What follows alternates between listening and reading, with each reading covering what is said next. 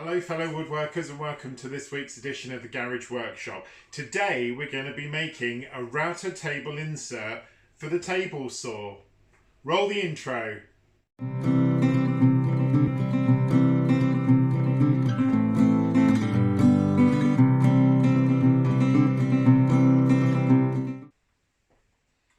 So in previous videos on the Garage Workshop you might have seen me use a handheld or a palm router. I've got 2 or 3 different routers in my collection. I've got a Ryobi one, I've got a cheap Aldi palm router, and I've also got a more expensive Bosch plunge router. But the one thing I don't have is a router table. Now I've experimented. I've probably made about 4 different router tables. None of which have been perfectly square. They've taken a lot of work to even get them to work properly, and the results haven't been brilliant. So I watched a video by Keith Brown. If you haven't seen his channel or don't know his channel, Rag and Bone Brown, I'll link it in the description. Absolutely fantastic channel. And he recently posted a video where he made an insert for his table saw. Now, I've got an Evolution table saw. You've probably seen it in other videos. It's the 5S, I think, or the Rage. It's a good table saw. The one thing it does have, which is really good, is a very, very good fence, which is very straight. And on this side is fixed. Well, you can manually change it by adjusting the screws. At the moment, it's set for as far as it will go. But this side, there is a slidable extender. So if I just pop it out, and you can see, it doesn't go massively far, but just far enough that I think I can get a strip of wood inside.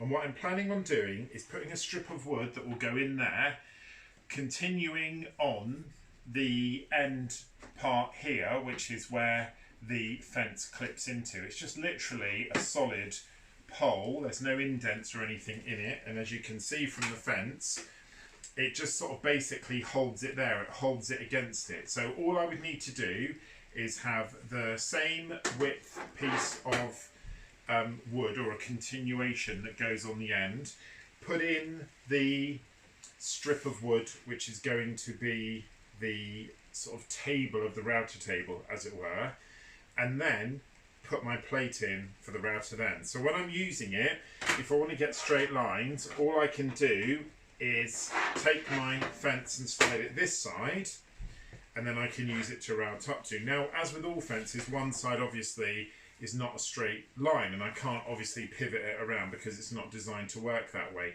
So what I will do, and I would do this anyway because I just want to make sure I don't ever damage this, I'm going to put a piece of wood which will attach to this. So every time I go to use it, I'll just put the piece of wood on the top. I've got some connectors on this side which I can use to screw into. So when I come to use it, I'll just put this piece of wood on there, and of course the piece of wood will also have the groove or the hole cut in it for where my router will be, a sort of sacrificial piece of wood, and it will also then allow me to have dust collection. So I've just knocked up a really, really basic sketch, which I'll talk through with you now, so you can sort of get the idea on what I'm talking about. This part of the video was going to be a lot better than this, but it's just a basic understanding. So that's the top of the table saw, and the gap is going to be completely filled by the wood and attached either side. And then when I need to move it, I'll just take it off and put it back down again. The only thing I'm going to put some sort of clamp system or some ends to keep it locked in when I'm doing it. And obviously I want it to fit exactly in to the gap. So I just did a basic sketch, and mock-up doesn't help very much, but it helped me in my thinking about how I was going to create it.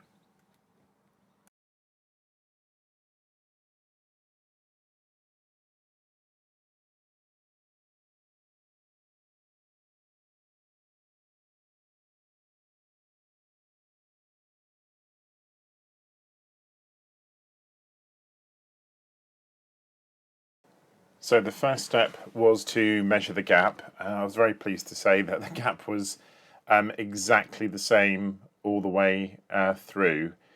So when I got an accurate measurement, I was then able to go and select a piece of wood from my offcut pile, and luckily I had a piece of MDF which was just slightly bigger than the gap I needed, so it only needed a little bit of trimming down in the table saw, which was quite useful. So after that, I went and grabbed the wood.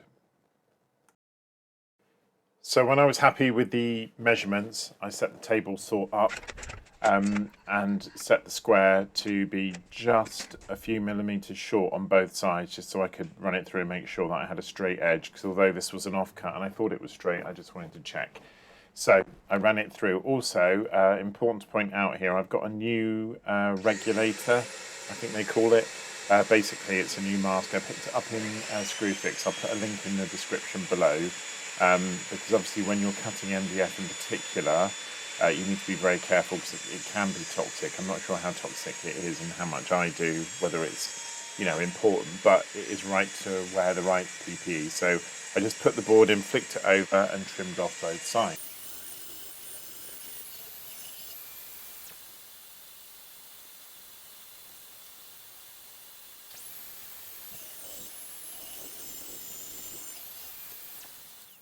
And as you can see from this clip, I offered up the wood and it was a perfect fit, just literally a couple of millimeters either side, which is what I wanted. So very pleased with it. The next thing I did was take it over to the miter saw. I took a while lining it up and making sure it was exactly where I wanted it to be. And then I cut it out and luckily it was the right size. The next stage was to find a thin covering of wood to go on the top. Obviously the MDF I've got is 18mm MDF and the gap is slightly bigger. The gap's about 20mm. So I just looked at a few different pieces of wood that I could use to put on the top to sort of fill it out. I came up with an idea, which as you'll see in a minute, didn't work brilliantly. I wanted to use a piece of plastic, and the reason why, it was the same piece of plastic that I'd got, that I'd made a whiteboard out of. The reason why I wanted to use the plastic was I just thought it would aid the sort of slippiness, because obviously the plastic is quite a slippery surface, but as it turned out, that didn't work, and you'll see why now.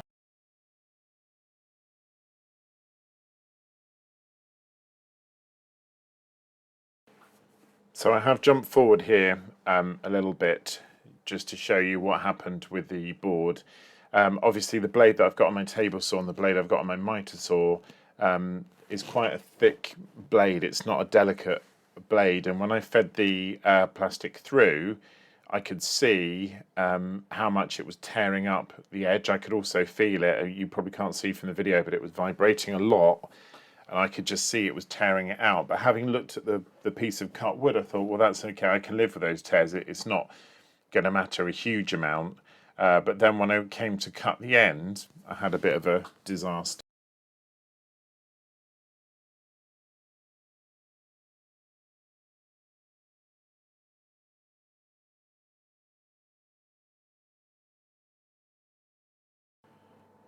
So it was at this point that I fed the strip that I just cut off into the miter saw, and it completely shattered. As you can see, it just completely smashed the end off and left me with a broken corner, which in itself didn't put me off. I thought, that's okay, that's fine.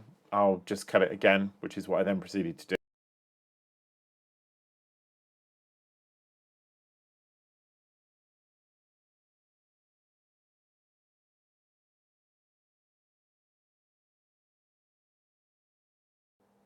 But like all good woodworkers, I wasn't going to let that setback deter me. This one did deter me. As you can see, didn't learn my lesson there straight away. Big groove cut out. Then went for the second time, and you'll see it go in a sec.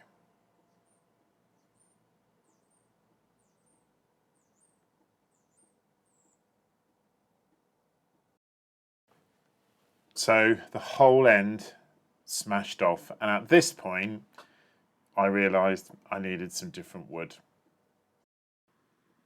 So in the end I went for this thicker piece of MDF. I think it's 12 mil, maybe 8 mil, but it was just the perfect size. So I ran it through the table saw and then finished it off on the miter saw, and it was a perfect fit. The next thing I did was glue it up, and I put a lot of glue on it, as you can see. That was deliberate, obviously. I wanted it to be as good a fit as it possibly could be. So glued it up, spread it with my custom £1 Poundland pastry brush, which I'm now using for wood. And then I went clamp crazy and put pretty much every single small or medium-sized clamp I had on it, and also put the clamps on as deep as I could into the centre of the wood, because I wanted to make sure that it didn't go anywhere else. So clamped it up and then gave it a good old chunk of time to dry.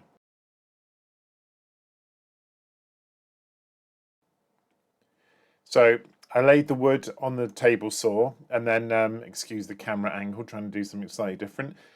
From the underneath, I marked the positions of the bar either side so I could get an idea of the width of wood I need. So with that being done, I grabbed a piece of old plywood I had lying around. This is about, I think it's about 12mm, this plywood, and I just offered it up against my insert, my round table insert. As you can see, I've got a right angled square in there just to make sure it's absolutely level. I just wanted to get the height so that I could get the right length for the little rungs that I'm making. This bit's slightly out. I know you've already seen what it looks like. But when I've done that, I ran it through the table saw and I cut off some strips that were exactly the right size. I think I went for strips that were about 15mm wide in the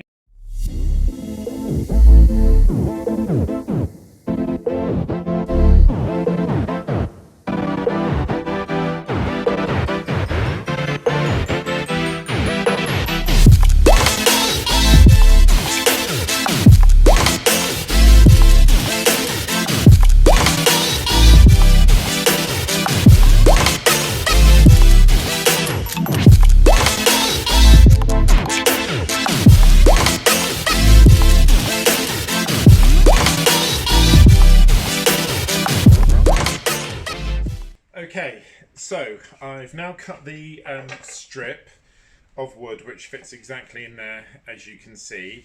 I've made the marks on the bottom to allow for the bar that this is going to rest on. So I'm just going to use a very, very simple method of just having a gap, and it's not really to stop, it's not for a really tight fit, it's just basically to stop the piece of wood shifting when I'm using it. So what I'm going to do is attach the two pieces on either end first.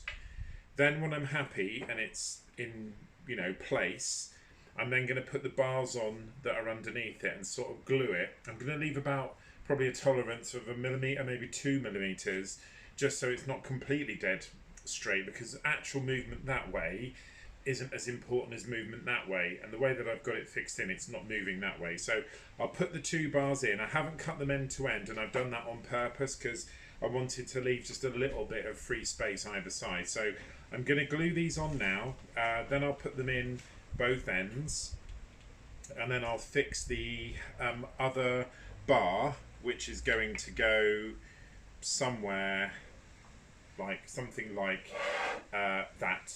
So I'll do that now. When I do the second ones, I'm actually going to go underneath, push them up and just pop through a couple of nails. I'm just going to nail them in, tack them in, because as I said, they haven't got to be massively strong. So I'll glue this up now, then I'll offer it up, see where we are, and then I'll put the marks in. Let's do that now. Okay, so I've just put the two ends on. I just glued them on and I drove a couple of nails in just to keep them straight. They're absolutely on there now. So I'm just going to offer it up and see if it fits, which I'm expecting it to. Perfect. So it's in both sides, and as you can see, there is a little bit of play in it, but virtually no play at all. So I'm now going to put the bottom rods on. I was going to actually staple them up from the bottom, but I think I'm just going to put them on. I'm going to put a tiny little wedge on the side here, a little spacer, literally just a piece of very thin board, and then that way I'll know that they're in exactly the right place when I mark them. I'll do that the same on both sides. So let me get that done now, and then we'll be ready to move on to the top coat, which I'm going to put on here, and then we can start actually making the hole for the router. So the next stage was the glue up. Apologies for putting the bottle in the way there and then chopping off the top of my head, but let's face it, you're not looking at me, are you? Probably too much glue. There was a lot of squeeze out, but I did get them exactly in line with the pencil marks that I'd made underneath. When that was done, I just popped in a couple of nails with a nailer. Unfortunately broke off the end there, but to be honest with you, it doesn't really matter because the bulk of the security as it is coming from the length of the wood. So did the same on the other side, and then we were all ready to move to the next step.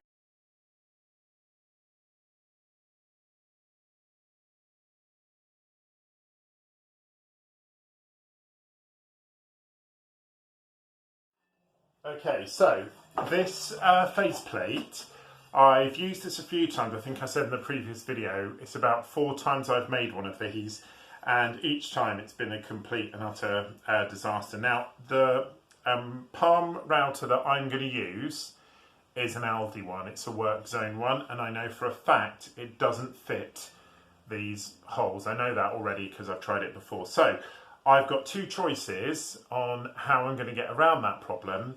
I can either get some clear acrylic to put on the bottom and put new screw holes and then screw the work zone into that, or I can drill 4 new holes through this plate. Now, I seem to remember before I will definitely be able to use one of the holes as a sort of guide and use the other 3, but I want to have a look at both ways of doing it. I bought this plate on Wish. I get a lot of stuff from Wish. I'm not sponsored by Wish, I should point that out, but I got this on Wish and it was something like £7. It's probably about £12 with the delivery, but it's actually quite sturdy. It's quite substantial. So it's going to go in here.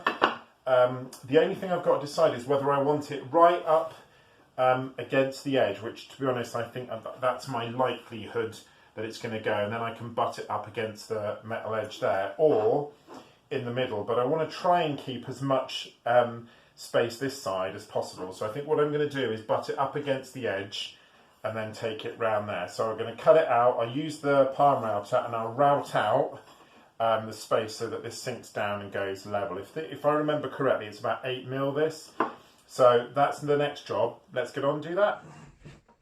Okay, so what I'm going to do to make sure that I get the plate exactly flush is I'm going to lay the router table down flat on a flat surface and then put the plate upside down and light next to it, and then I can just take a pencil mark.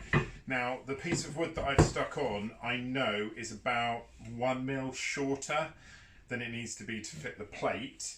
So if I put that down like that, it's completely flat, as you can see. Now at this point, I'm not really worried about where the plate goes.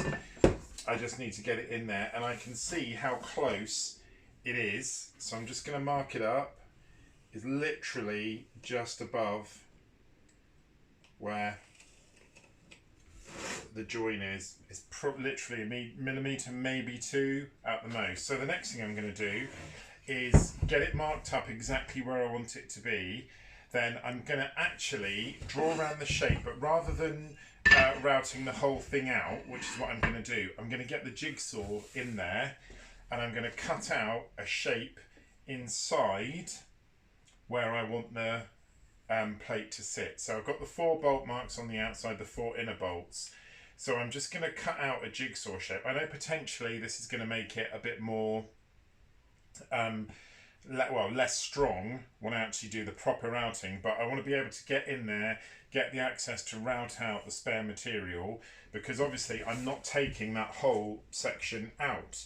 So what I'm going to do is basically take out a chunk, probably just inside, so that sits in around there, and I'm going to jigsaw that out. So when I actually come to take the material out, when I'm routing it out, I've got an access, I've got a hole that I can use, and I'm not putting it in cold, as it were. So the next thing to do is mark up and measure this in exactly the right place, and then I can make the cuts with the jigsaw.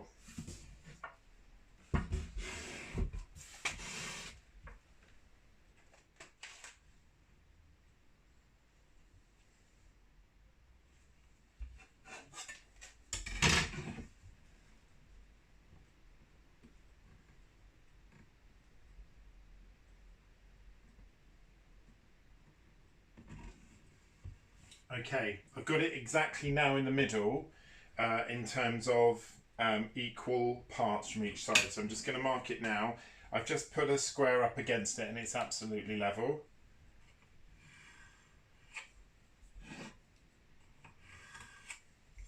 Now, at the moment, I can see by eye that the gap at the top and the gap at the bottom isn't identical. So the gap at the bottom is 11 and the gap at the top is 9. So I'm just going to move it down, keeping that square there, about 1 millimetre. Now the gap at the bottom, I've got spot on 11. At the top, spot on 11. So I've got it exactly the right place. And now I'm going to put the connecting line across.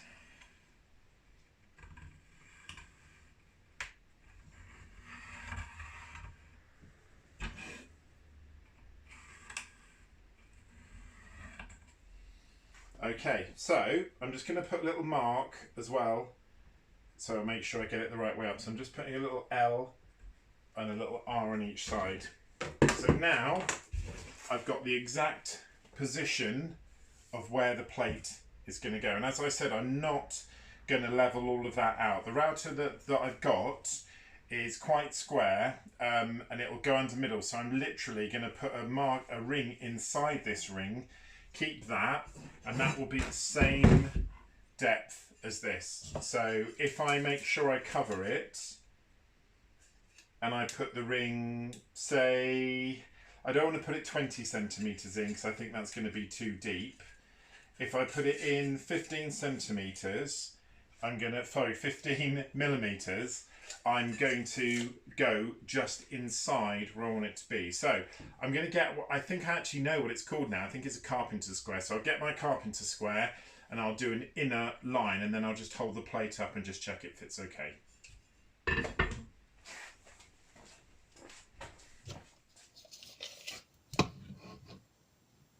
So the gap overall is 23.5. So if I make each of the indents 5 centimetres, so if I make it 50 mil from there and 18.5 in, so that gives me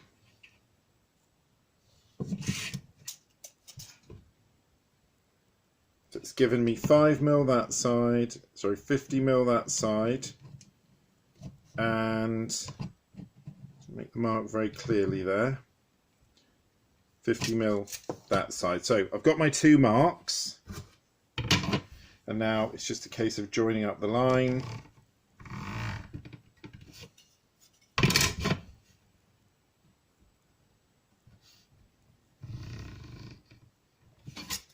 And so all this piece in the middle is going to go to all of this piece here. I'm going to cut all of that out with a jigsaw. And obviously the router is going to attach to this.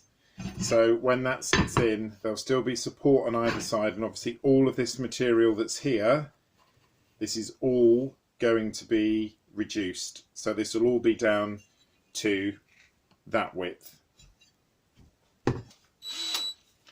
So I'm just going to use a Forstner bit to make the hole that the jigsaw is going to go into.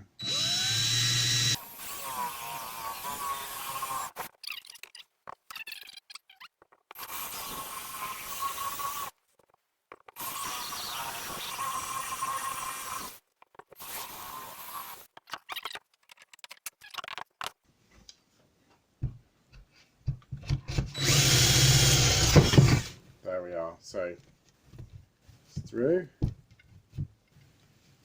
no way I'm going to get that out of there. So there's the hole all the way through. It's actually pretty clean on the back, but that doesn't really matter because it's going to be taken out anyway with the jigsaw. So next stage, get the jigsaw in, take out that box. The next thing I did was get the jigsaw, and I took my time, as you can see, and I tried as hard as I could to make sure I got the shape as perfectly cut as I could. I have to say, I'm not great with the jigsaw at all. I need to practice more, but I was very pleased with how this turned out. With the exception of one little knot on the edge, it was exactly as close to the line as it could be, really. And this is only a really cheapy jigsaw as well. It's just that £10 one from Asda that I got.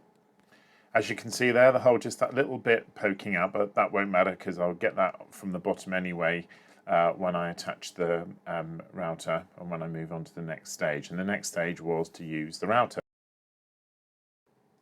Before I routed, I just wanted to put the screw holes all the way down because obviously this material's coming off and I didn't want to lose the place. So I just drilled the 4 holes where the screws are going to go for the top plate.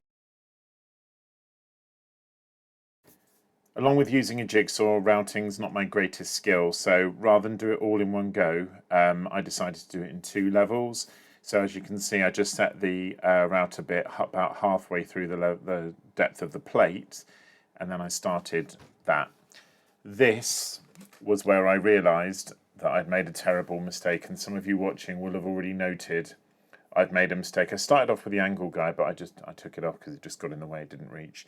But obviously cutting out that middle section was a big mistake, because now when I'm going to route around the edges, the actual router is falling in the gap. I haven't got 2 level sides to rest the plastic plate on, so it's actually now falling in the gap, which is a bit of a major problem. There is something that I've got long term to do about this. I'm going to make an extra larger piece of plastic to go on the bottom of the router so that I don't have this problem again. But what I'm going to do in the short term is just use a sort of old-fashioned method and just literally go around the very edge and then cut the rest out. But it took quite a while, and as you can see, it got very, very dusty.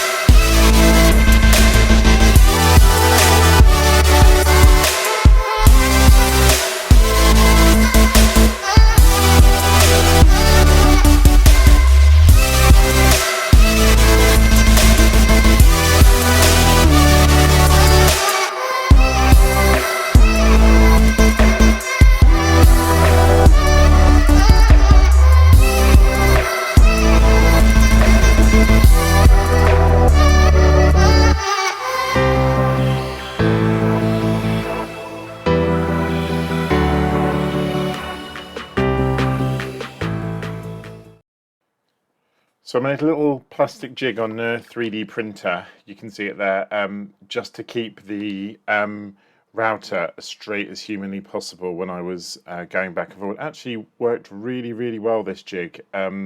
It's something I use a lot in the future. It just has a sort of fold around clasp on the bottom, and then you just, as you can see, just clamp it down, and it gave me a really straight line, which you'll see in a minute. So the next thing to do is just route that out and get it as neat as I could.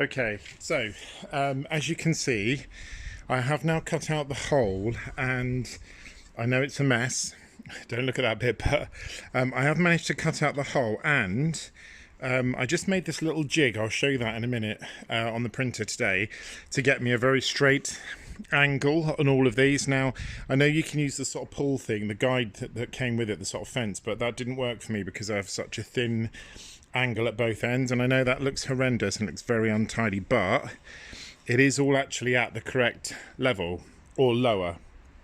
So it doesn't matter if it's lower for me.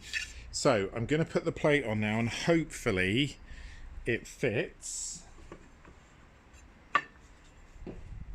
Well, the plate definitely fits. As you can see, I've routed out too much, in fact, but it definitely fits. And there's a slight edge this side, nothing either of the sides, nothing really at the back, but there is a slight edge there.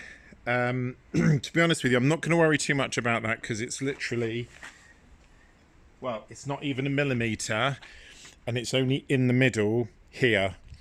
But I do have to do something about the gap at the top, because as you can see, there's quite a bit of gap up there. So I've got two options really. One of the options, which is one that I'm leaning towards, is I literally screw this on now, and I just fill that gap full of glue.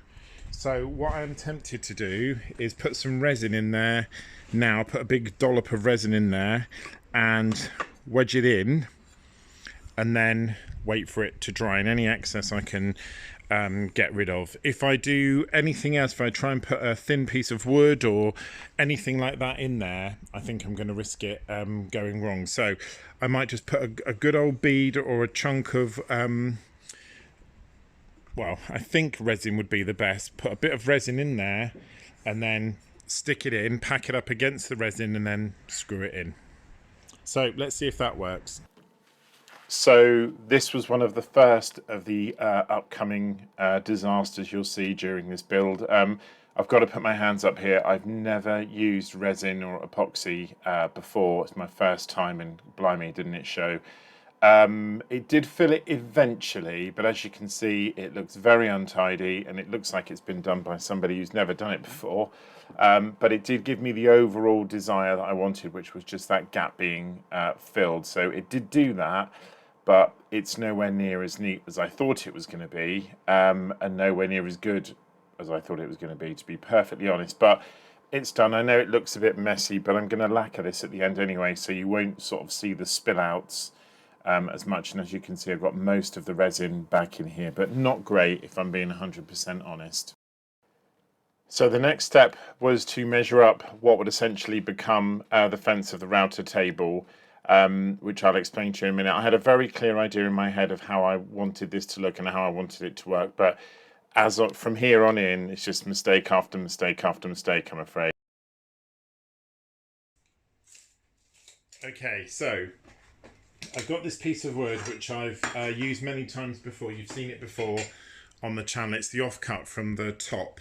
This gap here is 5, and the measurement of that is 6. So just to give me a bit of wriggle room, I'm just going to do a cut a strip 6.5 centimetres, so 65 mil wide for the bottom piece. I know that this is bowed, I can see that, but I think when all the wood's stuck on it, when it's got the back bit on it, when it's got the front bit on it, it won't be a problem. And it's actually really nice, really strong wood, and I can also leave it overnight with a load of weight on it to put it back out. So as you can see, it's not too bad for the length I need. So let's cut that strip now. So I then set about cutting the strip. Don't worry if by now you've become so bored that you've dropped off to sleep, because you're going to see me do all of this again in a minute when you see what went wrong with this part of the panel. I've left this in on purpose because whenever you're doing a build like this, in my experience, if you haven't got a plan that's actually, written down and drawn and measured out, you do make mistakes. And the big part of this channel is to see the mistakes as well as the successes. So I did cut this strip out, and to be honest, it worked perfectly. But what I didn't do, and what I didn't think of doing, which was down to me, was I never considered the width of the dust extraction unit that I'd made on the 3D printer, which meant that this strip, as fantastic as it was, just wasn't going to be wide enough. So I had to redo the whole thing. So this was the horrible point of realization that I'd got it all wrong. It was only when I actually brought the other piece over and offered it up that I could see there was no way that that little gap between the part of the table saw fence and the sort of outer part of my fence that you can see was going to be big enough. The only way I could have got my dust collection bit in was by putting it at the end, and obviously then it wouldn't be central. I also realised that this piece of wood was bowed, but I can cope with that. But here, I sort of just went over to get another piece of wood and thought, oh, what am I going to do? But I did manage to get another piece of wood, start again. Let's see that now. So I selected another piece of the wood and I started to make this again, but this time it went a bit quicker, obviously, because I'd already made it once before. I'm just going to speed up the footage of me remaking it, but as I said, it was a lot quicker this time round. You'll also see a couple of mistakes here. The first one was when I glued in the dust collection hood. I don't know why I thought it would stick, and I just used the epoxy, but it didn't. And then I tried to screw it in, and that just made a mess of the bottom of it. So I just basically reverted back to some super glue, which managed to do it, luckily.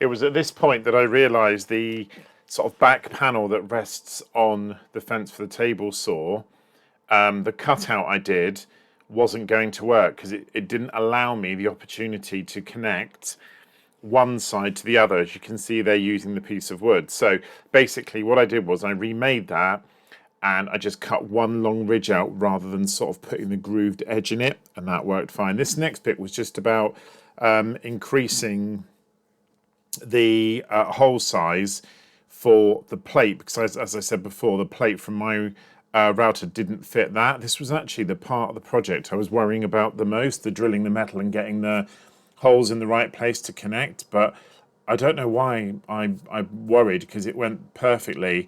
I just used the drill bits. As you can see, I drilled the holes then I used that second drill bit to just sort of make it wider, a bit like a sort of, you know, pocket hole almost. When I tried the plastic on the bottom, the round plastic, obviously it didn't fit because that's the way this project went. So I just got out my multi-tool and just took off a thin chunk of the wood there just to make sure that it fitted. And luckily when I did that, it fitted perfectly.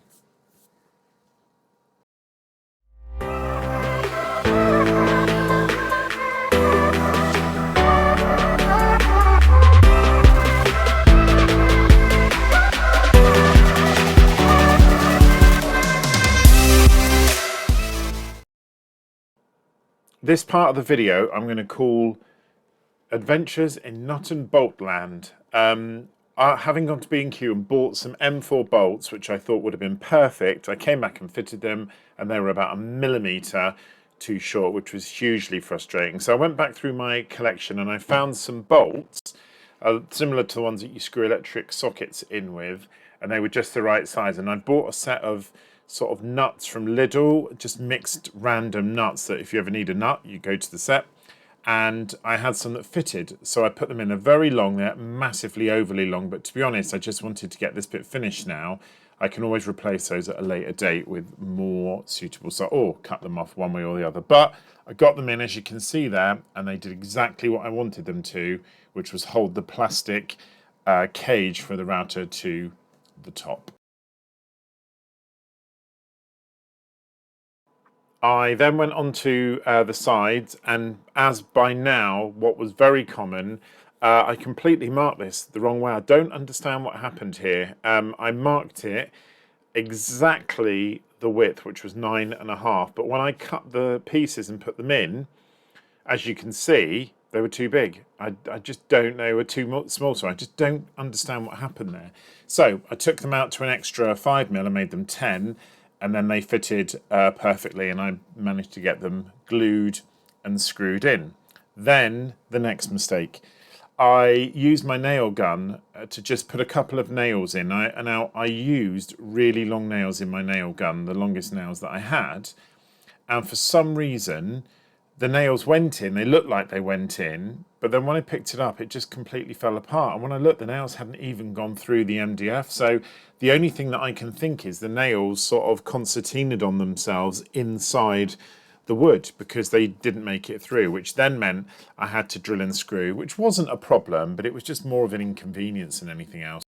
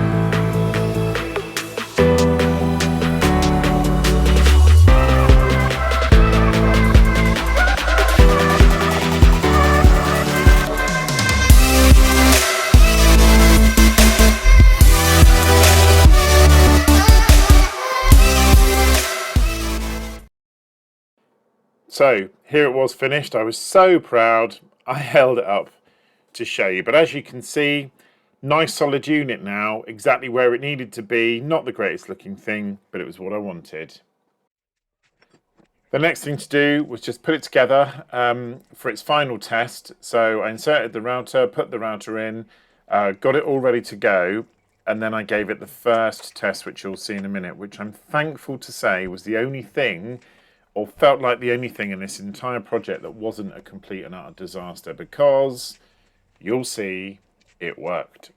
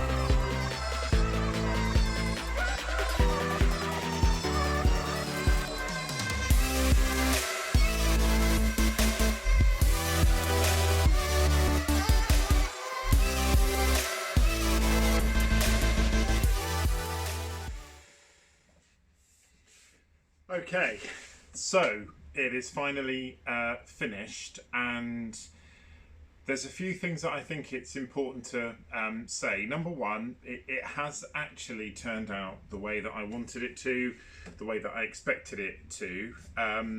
That's the first thing. But the second thing is there's a lot of small things with it which aren't right. So connecting this to that has meant that this lifts up in the air. If I take the clamps off, then it sits a lot flatter, but the problem is it then moves back and forward.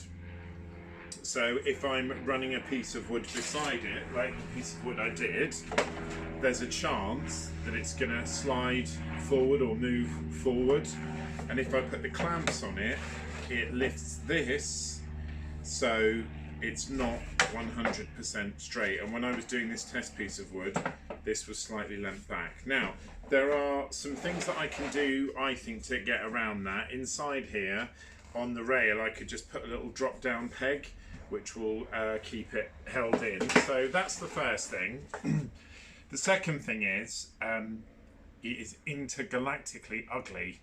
I don't know what I expected, but it's very ugly and it looks very poorly made. Even though it isn't, I'm not happy with the way it looks. But then I was thinking to myself, I didn't make this to be something beautiful.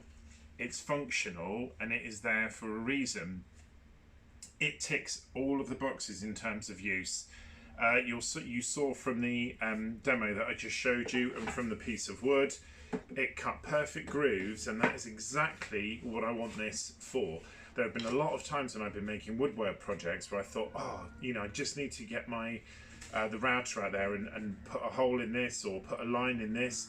I've not been able to do it up until this point, and now obviously I've got this, I can.